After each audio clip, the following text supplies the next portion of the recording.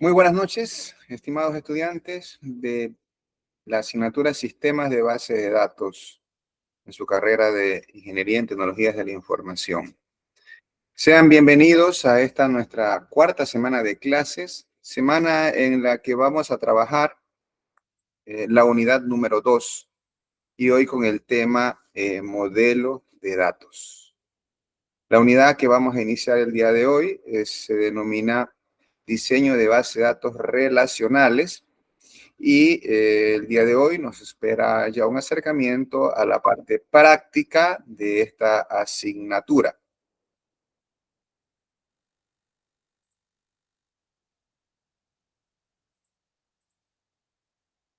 Nosotros en esta unidad lo que buscamos es que usted conozca los modelos de base de datos y sus elementos.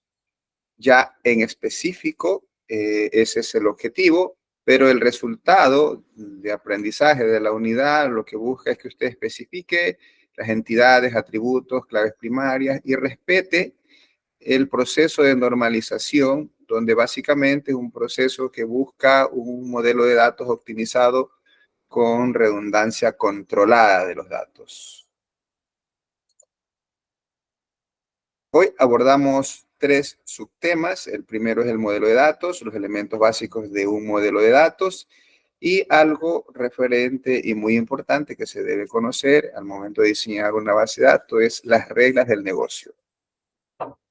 Hoy la motivación principal que nos ocupa es conocer el diseño de las bases de datos. Los modelos de datos implican un proceso. Previo al diseño de la base de datos, nosotros debemos concebir el ciclo de vida de un sistema de información. Y dentro de ese proceso vamos a ubicar el diseño de la base de datos. Primero, debemos partir que el proceso de desarrollo de software, ¿sí? Implica algunas fases. Luego tenemos el modelo de ciclos de vida de los sistemas de información propiamente, ¿sí? Y hay unos ciclos de vida de las bases de datos. De todo el ciclo de vida de un sistema de información, de un desarrollo de un sistema de información, como también lo llamamos, incluso hay carreras ya denominadas que es de desarrollo de software. El proceso del diseño de base de datos, que está resaltado en esta lámina, nos ocupa de manera muy importante en esta actividad de construcción de un software. El proceso de diseño de la base de datos parte de las siguientes fases, donde en la número 1 tenemos el análisis del requerimiento. Es donde el usuario plantea qué es lo que quiere resolver en su organización. Es decir, él dirá o él establecerá cuáles son los criterios que debe cumplir la aplicación que usted va a desarrollar.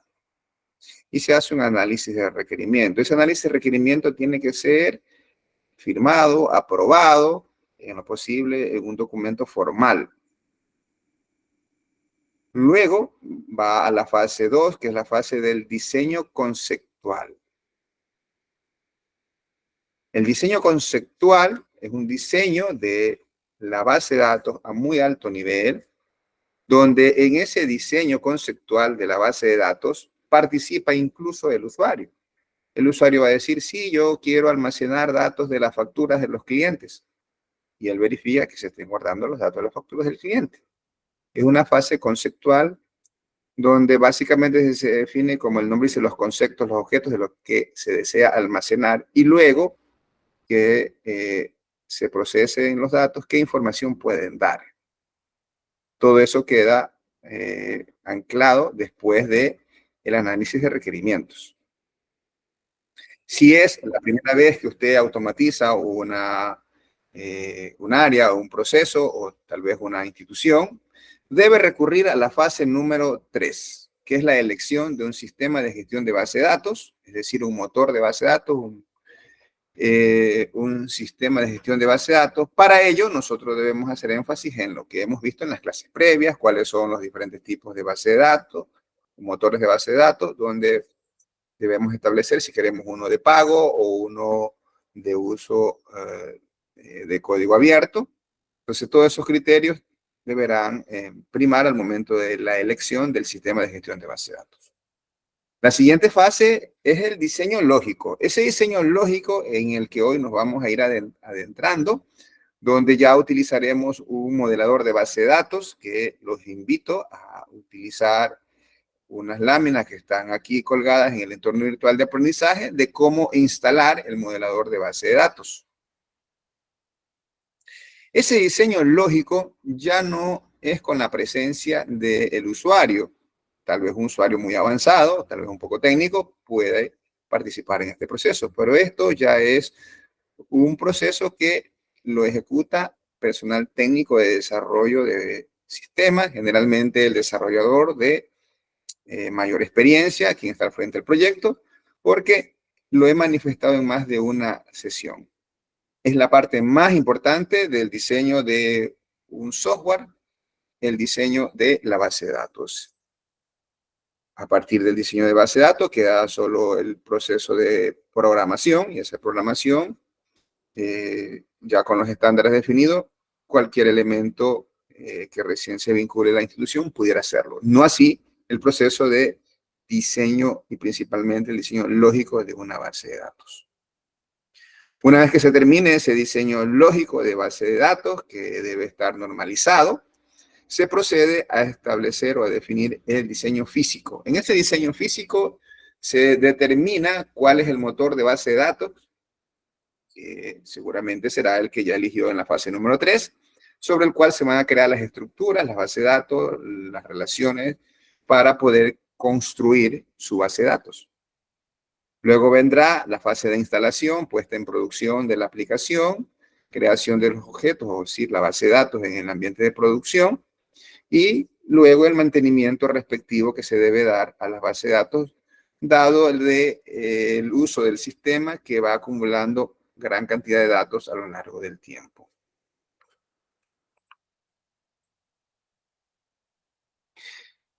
Cuando hablamos del desarrollo de software, hablamos de las siguientes etapas. Primero es la planificación, es decir, se define que dentro de la planificación de la organización está construir un software o construir o modificar alguna aplicación.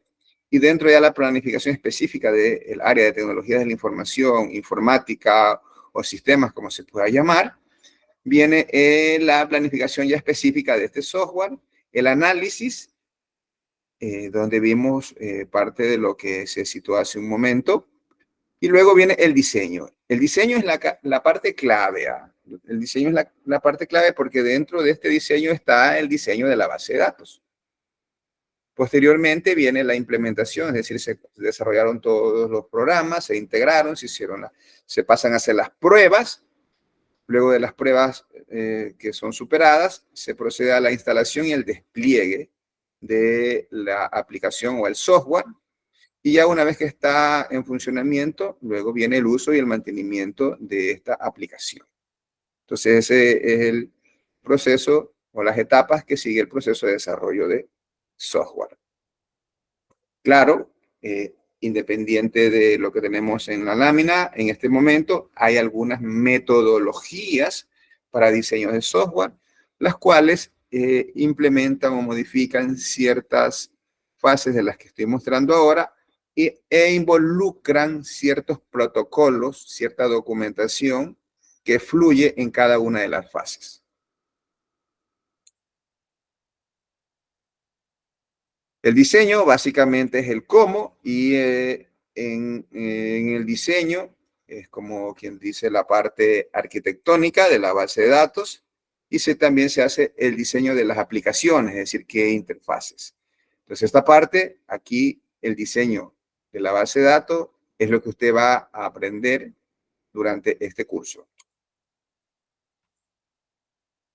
Las bases de datos siguen un ciclo de vida y básicamente empieza con la definición del sistema con los requerimientos de datos. Posterior a eso viene el diseño de la base de datos, que es lo que hemos evidenciado que usted va a adquirir como competencia durante este curso. Luego viene la implementación de la base de datos La carga o conversión de datos puede ser que el sistema es producto de una migración, de un cambio de un sistema previo, entonces los datos del otro sistema para iniciar la del funcionamiento actual son cargadas o simplemente se definen saldos, que eso es lo mejor. Tiene que haber conversión de aplicaciones. ¿Qué es esto? Una cosa son las bases de datos, otra cosa son las aplicaciones. Las aplicaciones tienen que ser modificadas a un nuevo lenguaje de programación, a una nueva plataforma, es probable. Vienen luego, se hacen las pruebas y las validaciones de estas aplicaciones para finalmente entrar a la operación, la supervisión y el mantenimiento de las bases de datos. Todas las bases de datos pasan por estos procesos. ¿Ok?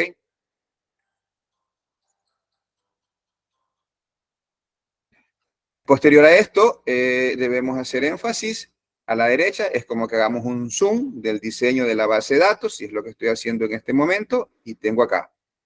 El diseño de la base de datos parte de lo que ya hemos visto en clases previas, de un diseño conceptual.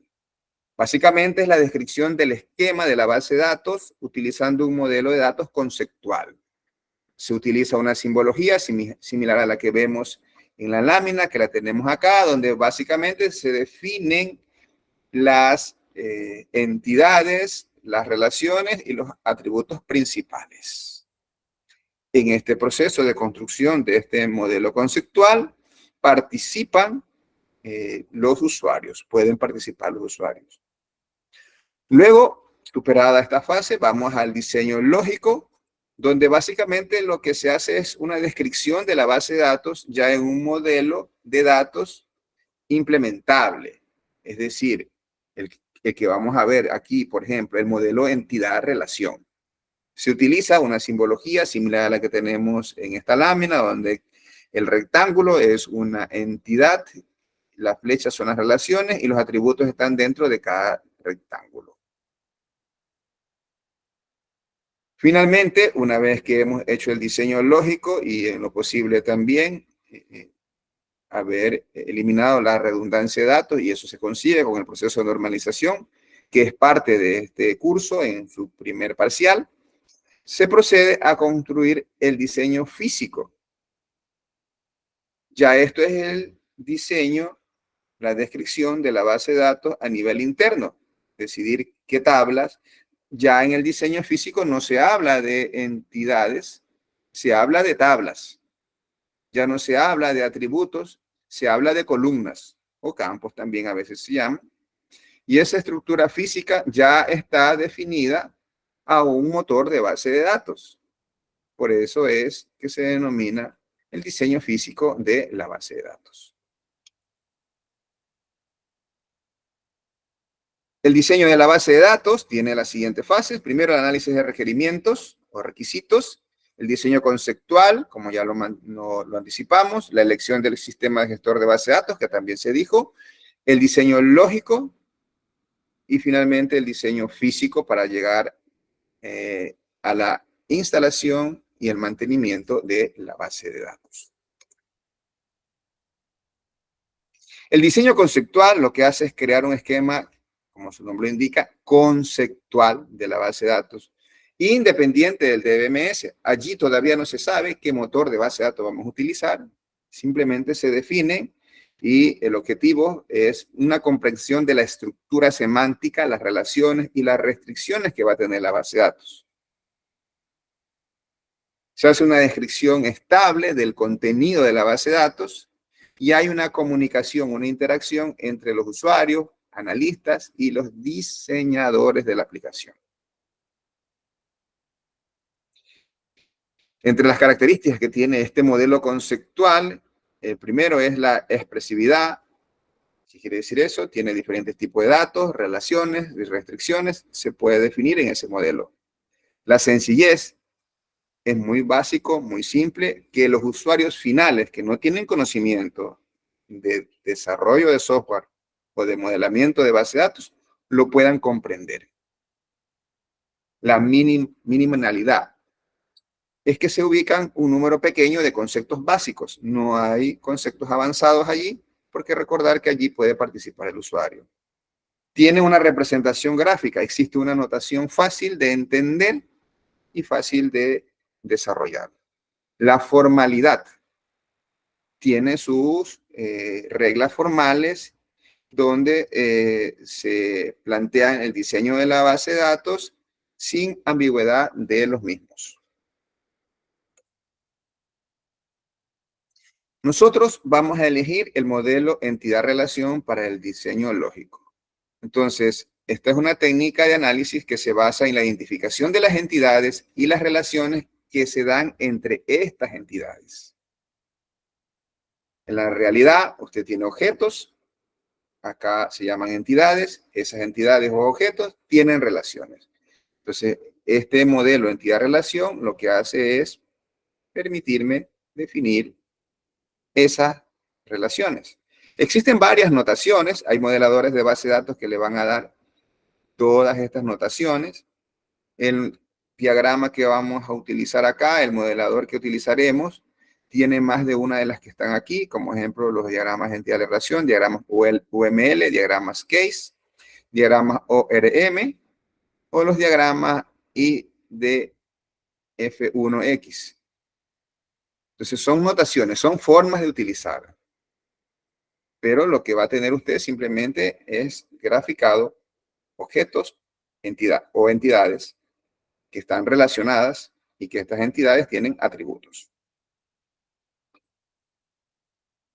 Cuando hablamos del modelo de entidad-relación, vamos a empezar definiendo el elemento básico que es la entidad, las entidades o los conceptos de interés. ¿Qué es la entidad? Son los objetos reales o abstractos que se distinguen entre otros objetos. Son los de interés porque son de los que se quiere almacenar datos. Al grupo de entidades con cualidades similares acerca de los cuales se almacena la información se denomina tipo. Entonces usted puede tener tipos de entidades. O simplemente conjuntos de entidades. Ejemplo de entidades puede ser el mueble, puede ser el vehículo, puede ser venta, etc.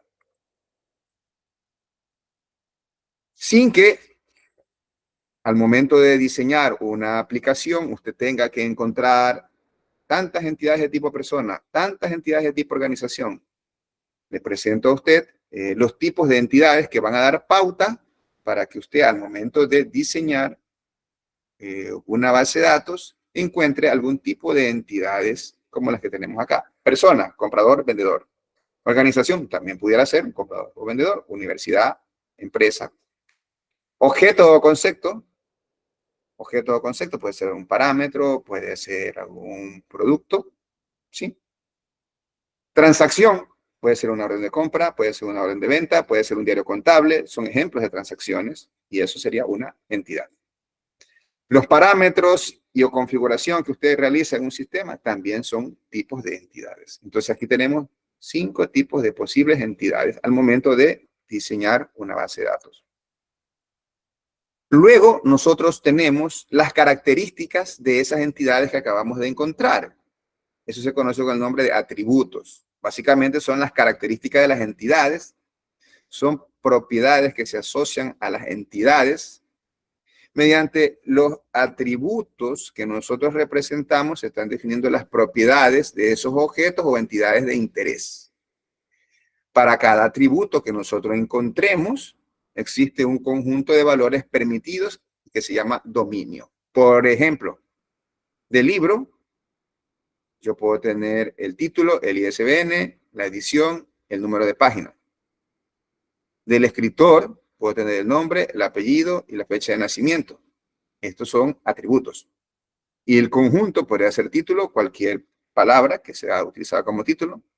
El número de página es un número entero, entonces esos son los dominios, es decir, los valores que se permiten almacenar en cada uno de estos atributos. Y las relaciones.